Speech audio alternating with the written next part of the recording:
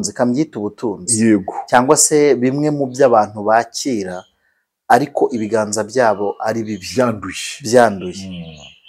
Ese iyo bamaze gukizwa babihuza bate n'iby'Imana ibahaye? ubundi iyo umuntu yakiriye ibyo bintu byose atarakizwa, usabirwa hejuru y'icyaha wo urahama, abantu barawubona ubumugisha cyangwa ntibishoboka, nk'umushumba mwatufasha. ntabwo bawubona, ntibishoboka. n'iyo babonye ibisa nawo ntabwo aba ari wo. Gusabira umugisha hejuru y'icyaha, so wakubyaye ugiye gusabaho umugisha akubaze ngo ndakwita burindi, munyamasengesho, mukristo uri imbere y'Imana muri iyi minsi uyititirije murayisaba iki? Umugisha. Irakubajije ngo urampamagara urinde, ndakwitaba urinde. none ko numva abafundi benshi uwo mutego bawugwamo wo kuba bagira utwo agasima baranyereza.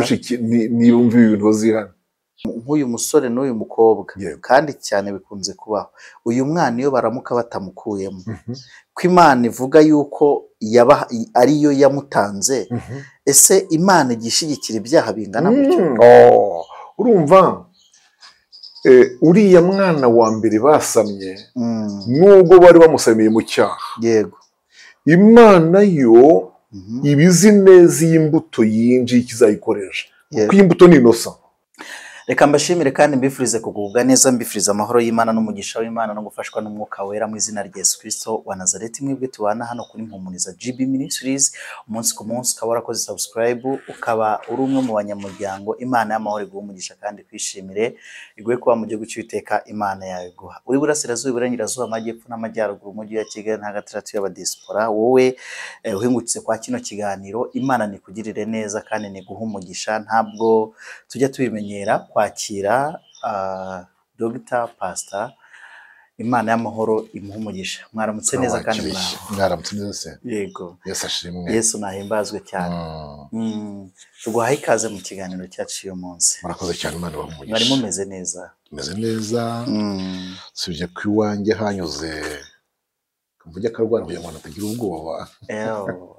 Hanyuze akarwara cyangwa se uturwara kuko barwaye malariya, bagiye bayivuje babandikira imiti barayirangiza, abantu nta gihinduka, basubiyeyo basanga harimo na infection. Kandi ibyo byabaye ku bana batatu, na mama, kuba kuri mama w'abana n'abana batatu. Ariko turaho. Okay.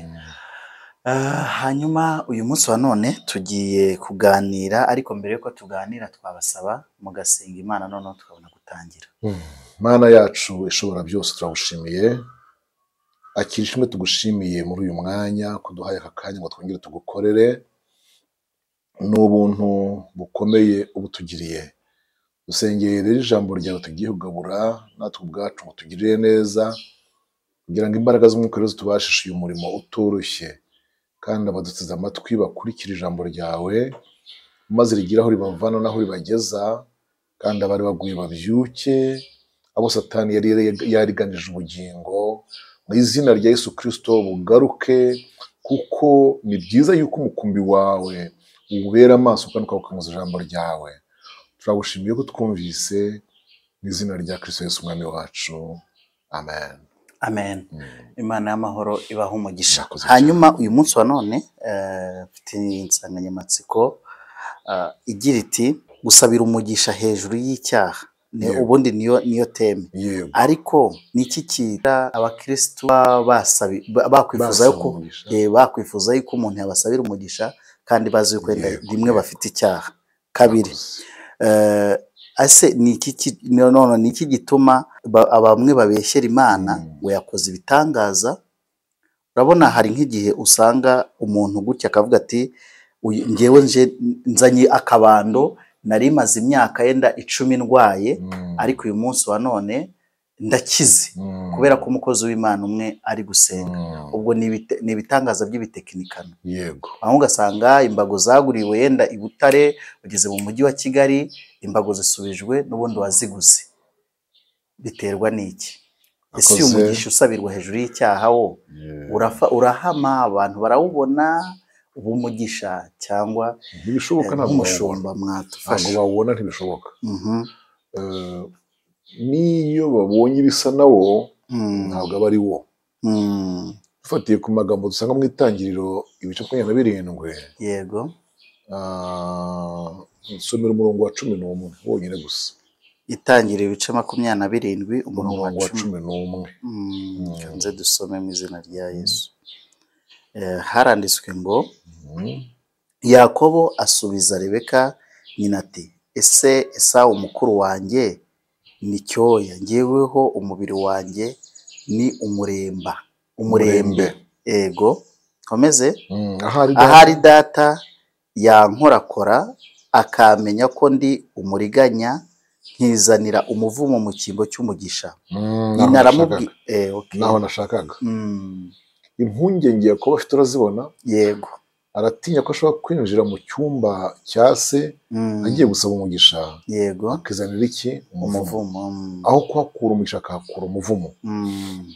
Izi mpungenge kubera yari afite zari zitewe n'iki? Zari zitewe n'uko umutima we urimo kumubwira rwose ko arimo gukora icyaha. Yego. Yakobo urimo urariganya. Ubwo ni Yakobo n'umutima we gusa. Yakobo urimo urariganya. Nubwo mama wawe yagufashije ngo muriganye umugisha wa Esawu, ariko urimo urariganya Yakobo. Yego. Ibi bintu so yabivuze azi uwo ashaka guha umugisha cyangwa guhesha umugisha. None wowe urimo urariganya, ugiye kumugaburira inyama z'ihene ya hano mu rugo. Ushobora gusohoka hariya uhavanye iki? Umuvumo. Yego. Buriya amateka ya Yakobo agaragaza ko urugendo rwe rwose rwo kuva iwabo ajya kwa nyirarume, na ya miruho yose, na kwa kuriganywa kose, ariganywa ibihembo 10, na kwa kuriganywa umugeni we, umufiyanse w'umusheri we, birya byose ni ingaruka zo gusaba umugisha awusabira ku cyaha. Yego. Ari niyo mpamvu amateka ya Bibiliya agaragaza ko Yakobo burya yahawe umugisha mu by'ukuri, umugisha nyawo, igihe akiranye marayika agahindurirwa izina. Ariko ibya mbere byose byari imivumo. Niyo mpamvu uhabona ibintu biri magike byo gusiga amabara utuntu, gacisha munsi y'ihene zarinze ngo arajya ngo Imana imuhe kuhavuka amabara aseba uko yamusabye. Ariko nayo yavuka ntibayamuhe. Yego. Hari abantu nzi bashyingiwe barakoze icyaha. Donc fiancé yasuye fiancé, umukobwa yasuye umuhungu we. Amusuye mu kumuherekeza abura taxi. Impamvu ni nyinshi. Hari ukuba yararangaye agatinda akaza ku muhanda bwije. Yego. Reka tubizingiraho gusa ko babuze bisi. Yego. Babuze bisi bafata umwanzuro w'uko umukobwa agaruka mu rugo. Araye iw'umuhungu. Iryo joro ribananira bakora icyaha. Kandi muri icyo cyaha umukobwa arasama. Barihuse vuba bakora vuba ibishoboka byose, iyo nda bayikuramo. Yego. Bayikuyemo. Ngo bamare kuyikuramo bateguye ubukwe. Yego. Vuba na vuba barashyingiwe urusengero. Ibiganza by'iki by'umugisha rwose barabiramburirwa. Umubare w'abashumba babibarambuyeho ubumve nawe. Yego. Itorero ryose uko rihaguruka byatura iki? Umugisha. Haragiye barubatse urugo, yewe ruranabatunganira, bagira itunga rwose, barakira. Yego. Ariko babura umwana, babura urubyaro. Yego. bamwe babura urubyaro ukwezi abiri atatu atanu umwaka ibiri itatu ine babura urubyaro. yego, muri ubwo bukire bwabo bakagerageza gukorera Imana, gufasha abakene, kugaburira abashonji, ngo babihendahendeshe nk'iciro cy'ibyaha nk'iciro. byabo. Reka tuyihendahendeshe amaturo turebe. Icyo nacyo nzakivugaho ikindi gihe. yego, Aha bantu rero bikundira ibiryo, bahanura ari uko bahaze, bagahanura ibinyoma ko Imana izabaha umwana, nyine ko bibanezerewe, ko bishimira ibyo ngibyo. Ariko umunsi umwe Imana ihagurutse umuntu utarya ruswa, yego, umuhanuzi utarya ruswa, utaravangirwa. Imana nishimwe. amen, Mu gitondo rwose barayeho basenga Imana, mu gitondo cya kare kare bamwe batari ko iri joro Imana yangendereye. Yangendereye rwose, irambwira ngo nkubaze ngo ko ireba uyititirije ugisaba umwana,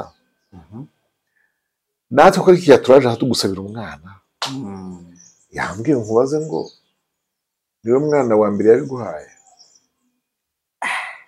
Ashaka abazo. Imana irabaza. Ariko Imana abantu barayizi wowe. Njye mbona abantu bikwirukanka gusa batazi uwo babonye nawe uwo ari we. Yambwiye ngo nkubaze ngo niwe mwana wa mbere yaba iguhaye. Areba ku ruhande, areba mu kiwi, mufasha we.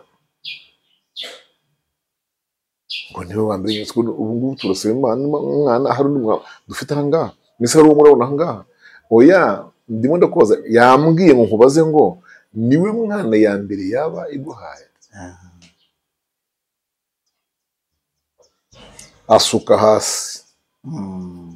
Ati numara gusuka hasi ugasuka icyo kibazo, ndakubwira ikindi Imana yambwiye nyuma yaho. Yego, Ati fiyanse wanjye yaransuye. yego, Turatarama turatinda. Dutinze tubura imodoka. Bivamo kagaruka ararara, dukora icyaha, turasama. Ndazanye tuyikuramo ngo twikorere ubukwe gusa. Imana yo mu ijuru ibitubabarire. Nuko rero ibyo ngibyo uko bivuze uko, yego, Imana yambwiye ngo numara kubyatura, ubisabiye imbabazi, ukabisabira imbabazi mu rusengero washyingiriwemo. yego, Korali yaririmbye ikabyumva, abakristo batashye uko bakabyumva. Umva n'ikindi, umushumba wagusezeranyije azongera kurambikeho ibindi biganza, ubwo nibwo noneho uzaba ushyingiwe, muzaza mbaho umugisha. Namwereka nkubwire, karame, abantu barakina n'ibyo batazi. Barakina n'ibyo batazi. Yarahagurutse fata imodoka rwose ashyiramo mazutu, ko atarayibuze se, agiye iwabaho. Urugendo kandi ruhenze. Agezeyo, bakimubonaho ku muryango arimo aparika, korara aho yicaye arayitera amashyi, umuterankunga yaje. Itorero najya abayobozi bayo ati abakozi Imana aradusuye. Yari umwigisha, yari umukozi w'Imana. Arihuse kumusanganira, wajya kumujyana ku ruhimbi ati oya, sinshaka ku ruhimbi. Uratwigisha ijambo ry'Imana se wicaye ngaha? Ntabwo nje kwigisha. Witonde, ndaterana bisanzwe. Yicara hepfo hariya mu bakristo hariya muri zero hepfo. Umwanya wo gupfukama. Haleluya, haleluya.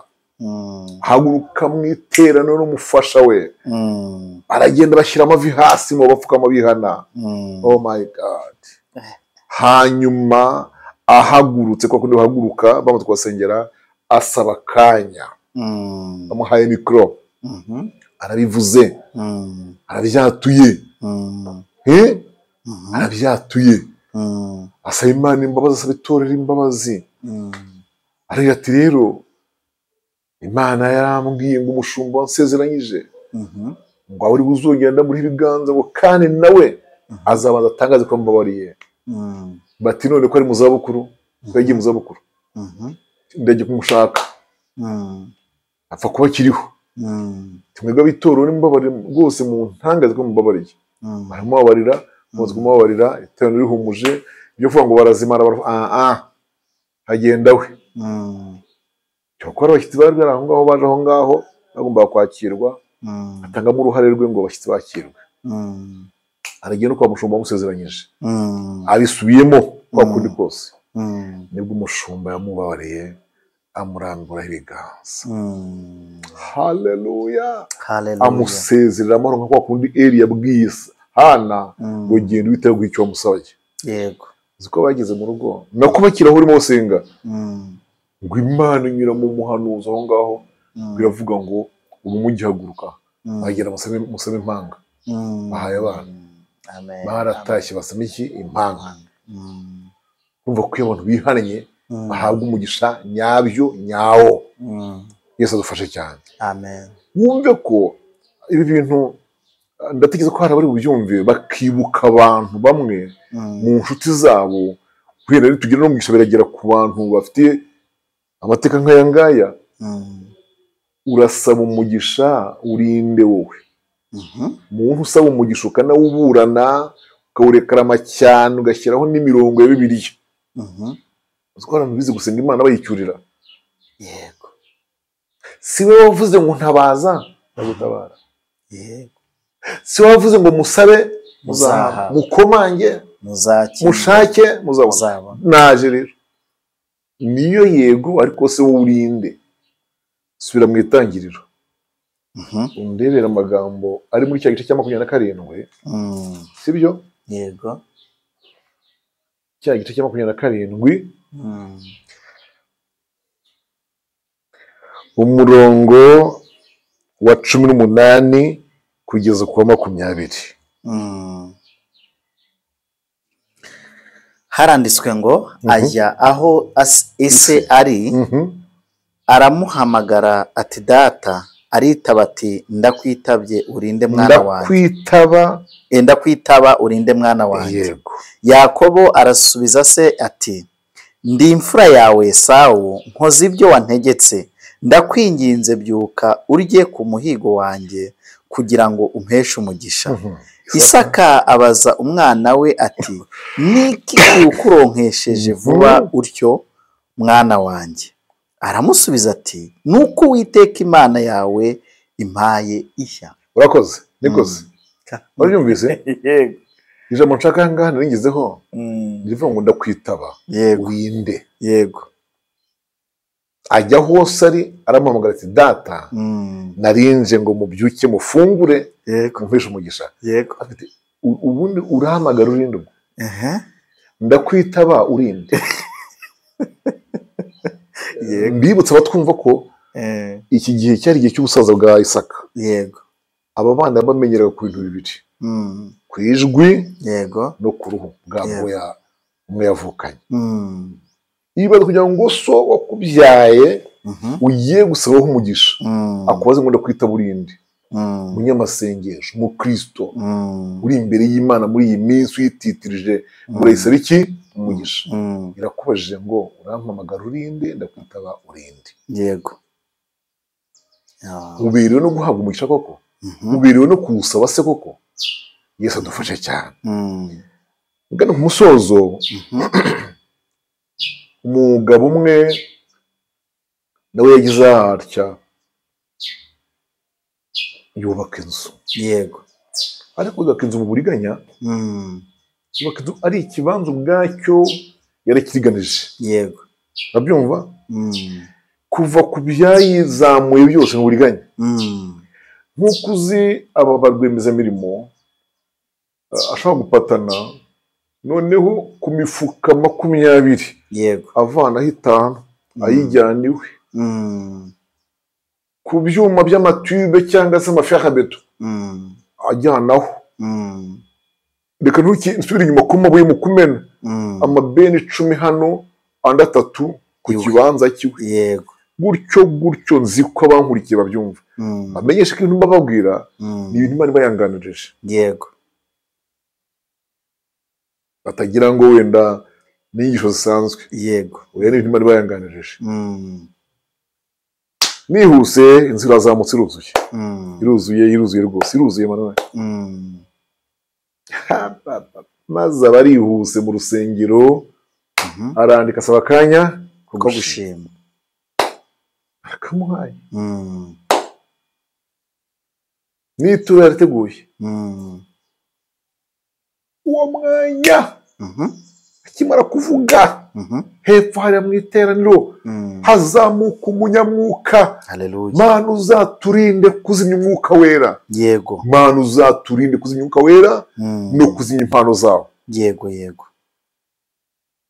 Ati Uwiteka aravuze ngo ubwo se urashima urinde, urashima uruwuye. Iyo nzu yawe yo mu buriganya, iyo nzu yawe iri mu bugome, iryo niryo shimwe wazanye imbere yanjye. Ndirahiye ndi Uwiteka, hariya ureba yicaye iteretse, ntihazasigara ibuye rigeretse ku rindi. Ndi Imana. Cyokora nyuma yaho numara kwihana unyaturiye maze kukubabarira, zakubakira inzu nyanzu ivuye mu kuboko kwanjye kwiza. Yego. Yesu we. Ariko Manuel, ishyire mu mwanya w'uyu muntu washimye. Nagwa mu rusengero ngiye. Urasuhuka utaha ahantu wenyine. Koko mu by'ukuri. Ahubwo ikimara kumbwira niba hariho amazimano uri gikomeza abazimane. Wowe ikimara kubyumva yuko izanyubakira uko natuye. Nahera kuko nubundi isoni zaba zankoze sinubwo zo nawe ngitegereje. Ntabyo rero yakoze. Yaravuye haragenda. Hari ukuntu abakristo bafata Imana, bavuga ngo ndagenda niherere nyingingi. Yego. Ndagenda nuri umusozi, nuri kizabonwa kanyarira, mu rupfu banguka mutabare, mu mazi y'ahanaha, nyihenda yego, kwa Yesu nyiri impuhwe hose, nyihenda hende. Bantu muhendahendesha Imana ibindi bitari ukwezwa. Yego. Niba ari ukwezwa ezwa. Niba ari ukwihana ihane. Uzi ikintu cyabaye? Oya. Mu gacu gato. Urabona uku kuntu Gacaca yashakaga ibimenyetso n'amakuru. Yego. Urumva wibuka uwo mwaka? Iyo myaka inkiko Gacaca zikeneye zishaka ibimenyetso n'amakuru. Yego. Twakeneye ko abantu batanga iki? Amakuru. Yego. Y'abantu bishwe naho babajugunye. Yego. Icyo gihe rero niba sindi kubyibuka, nibwo nigishije icyigisho kuri radiyo Umucyo cyitwa icyo dupfana kiruta ibyo dupfa. Yego. Kiriya cyigisho Imana yarayikoresheje cyane. Kiragenda kijya muri gereza gikora ku bantu n'ukuri pe. Abantu bishe barihana. Mu kwihana rero nibwo babiri bagiye basabye gereza ko bajya iwabo kwerekana iki? Abo bishe naho bashyizwe. Yego. Aragiye, Gacaca irateranye, batanze amakuru. Bagiye kubona babona baragiye no kuri ya nzu ya wa mugabo. Yego. Ati rwose mva igihe gise ni kinini, murabona imyaka ibaye n'iyi irarenga 10 n'ingahe, ariko ndabona abana nahubatse, ariko byanga bikunda ni kuri iyo nzu. Naha mva na hano uko tutagira ikintu turebesha mu butaka. Yego. Ati uyu muntu ni musenyeri ya nguni. Agera kuri ya nguni bakayisenya n'icyumba cyose cy'abana hasi. Bajyemo ntayo kibona ati ariko se kuko twarahaze rwose duhita tujugunya hariya turenza hitaka. Ati inzu yarinze irangira kandi koko ya mibiri y'abantu barayibona. Ntumbwire se yuko noneho banayibonye bayisanze nko mu mbuga. Huye mu mbuga, huye kandi ahubwo yariteretse inzu yariteretse hejuru yabo y'imibiri y'abantu. Bivuga ngo bagiye basenya hariya, undi mujenosideri akavuga ati muturike ko ngo niho ruguriga kuko niho twabataye nta handi. Yego. Nyiri rwose yihangane kuko naha bari pe. inzira irangira kwa kundi Uwiteka yabivuze ko nta buye rizasiga. Cyokora imibiri iraboneka, Amen. irashyingurwa mu cyubahiro. Yego, kwa kundi Uwiteka yavuze. Yaragiye asaba umwanya wo kwatura, arihana, abwira Imana ngo Imana imbabarire. Nta kintu cyari kuri iriya nzu na kimwe. Yego. Naguze amafaranga mbanye mufuka. Byari byibano. Ngabyumva? Yego. Ati n'amarangi ubwayo. Nakoze komande y'inzu nasigaga nshyiramo n'ayanjye. Tari Imana imbabarire. Ati gusa icyo nize cyo, nize yuko nta jambo Imana ivuga ngo rihere. Urumva, ubwe si umujenosideri, nta cyaha yakoze, ariko iby'Imana yavugaga yarabirebaga. Yego. Kandi unyumve ukuntu Imana itangaje, muri bwa buriganya bwe imutega umutego wo kubaka ahantu izi ko ibyo bizagenda gutyo, kuko Imana yo ni Imana ibizi ibiriho n'ibizaza. Yego. Ni Imana ihagarara mu itangira ikavuga iherezo. Nshuti bene data, soje mbasaba kwitondera ijambo ry'umugisha. Haba kuwusaba, usaba ku cyaha, haba no kuwubeshyera ko wawuhawe kandi ntawo wahawe. Yewe n'ibi bitangaza mubona abantu bakora, umuntu bakamuha amafaranga, bakamwemerera nawe akemera, akagirana amasezerano n'umushumba runaka, ngo nzahaguruka mpamye yuko nkize. Naho kumbe imbago ataye n'inkodeshanyo nizari zaje gukora icyo kiraka nyine. Yego. Ibi nta kindi gituma abantu babikora, ni ukugira ngo bashake nk'izina bubakizere ko ryubakiye ku kinyoma. Yego. Nta mugisha birimo. Imana idufashe. Yego. Kandi tugiriye neza. Yego, yenda tutararenga aho cyane ngo mwegere mu gusenga, hari nk'utuntu dutatu rero buranatekereje. Akantu ka mbere, none ko numva abafundi benshi uwo mutego bawugwamo wo kuba bagira utwo agasima baranyereza ngo tubafashe. Niba umva ibintu bazihana, ubuze ikintu nabafashisha, uzagira umuntu akumva ibintu azihane. Yego. Kandi uzabyumva hari uwazi. Yego. Azamushyiriye mesaje, ufitemo se, ufitemo musaza we, ufitemo nyirarume, ufitemo uwe, ufitemo inshuti, azamuha iyi mesaje. Yego. Mubwira ati konzi ko ujya upatana, konzi ko uhagarikira amashansiye, konzi ko ibintu bikora. Aho ntabwo waguye muri uyu mutego.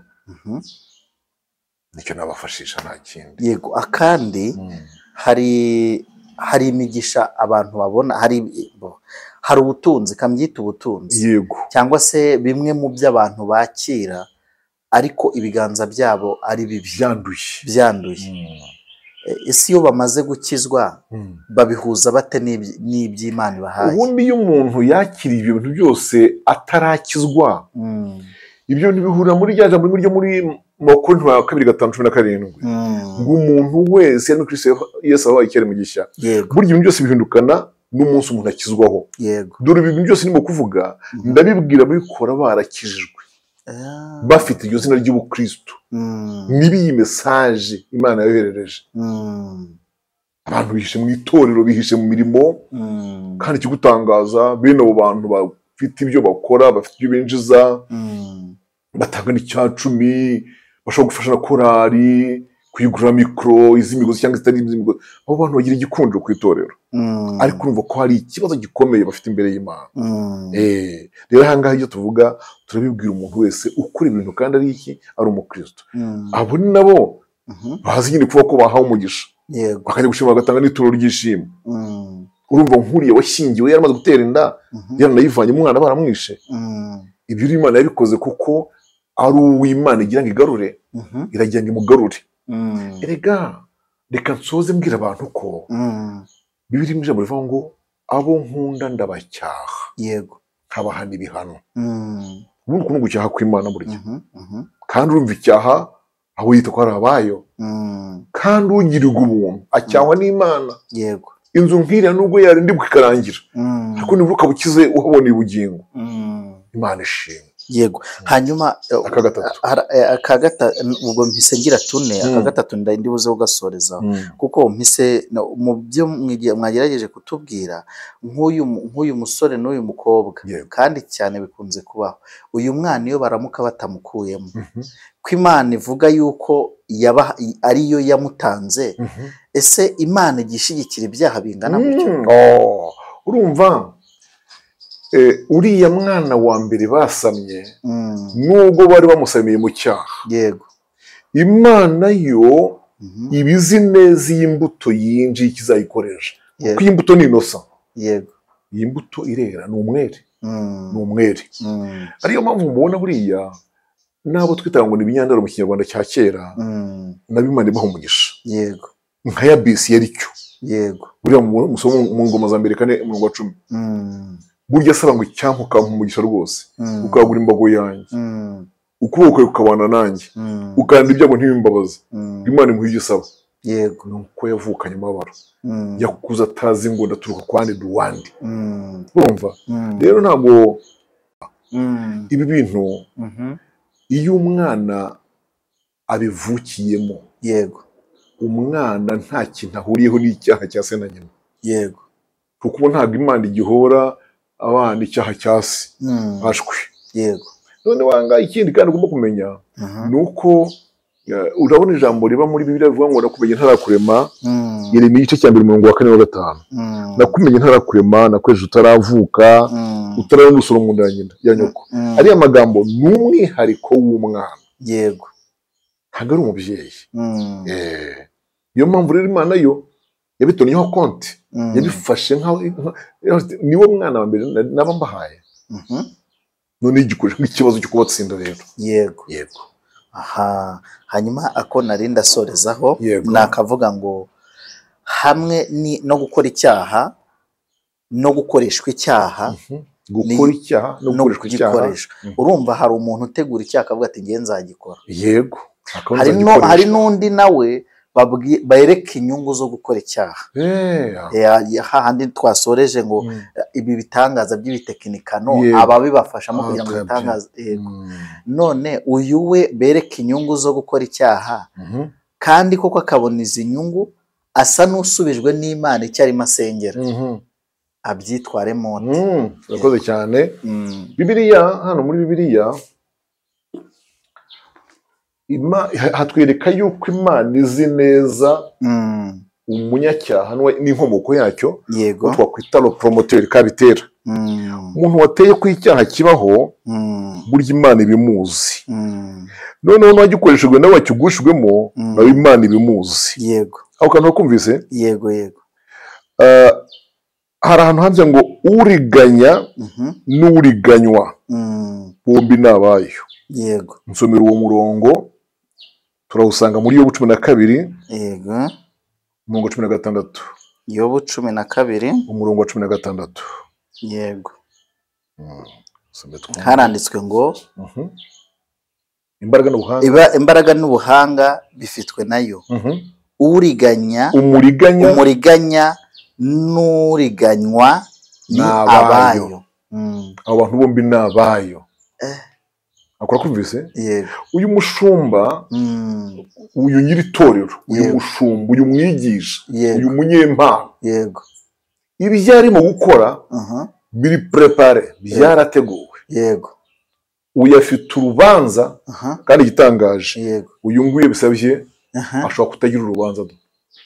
Uyu wazanye imbago, uyu batumye imbago akaza gukurikira akanabanza akanahinyagurika agahenge akaboneka akagura cyane, agakururuka akajya muri itsinda akazana urufuzi n'amaso akaririmbuka. Nguyu erega Bibiliya harimo ijambo rivuga kuyobya. Yego. Bikavuga ngo uyobya umwana muto muraba. Yego. Akagusha umwana muto muraba. Yego.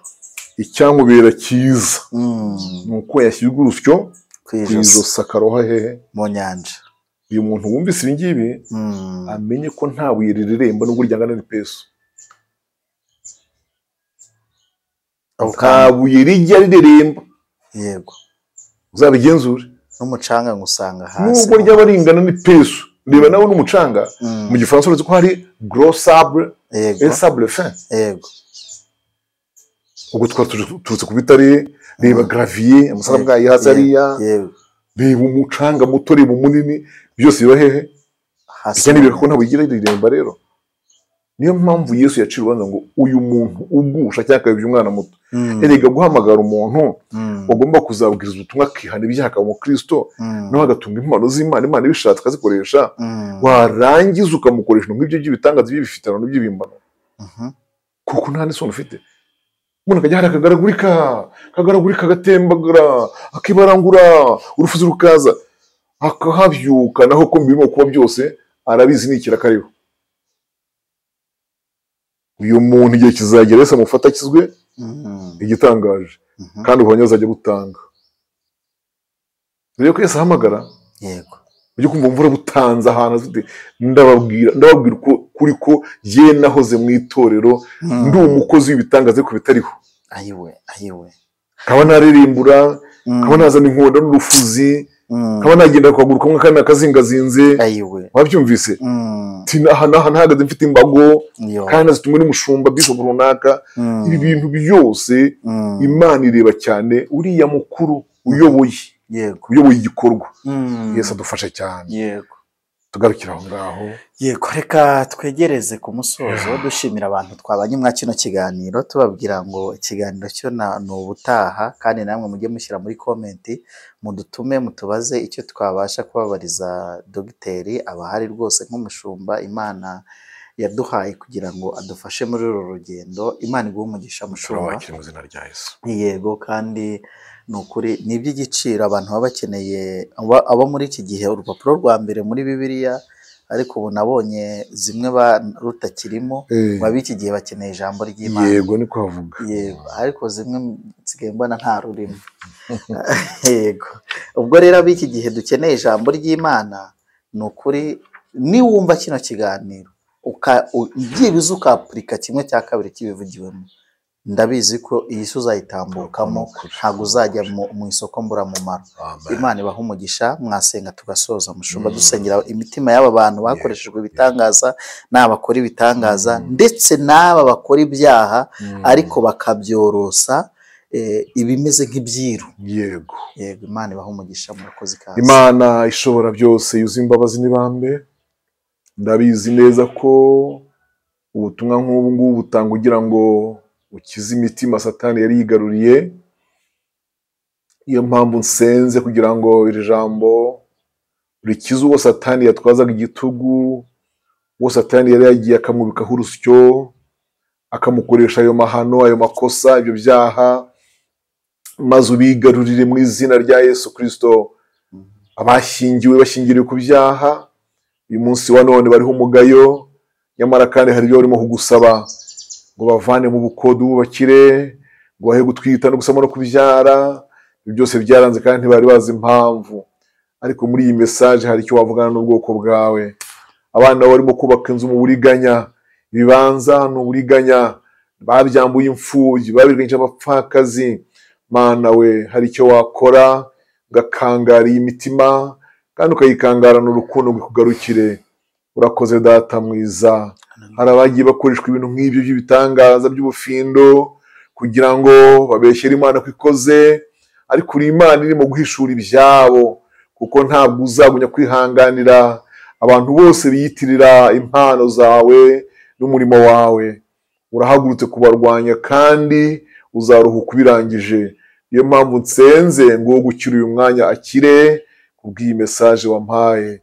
Ndagushimiye kuri Imana imva gusenga, kandi kuzakora ibyo tujye ngusabye mu izina rya Kristo Yesu umwami wacu.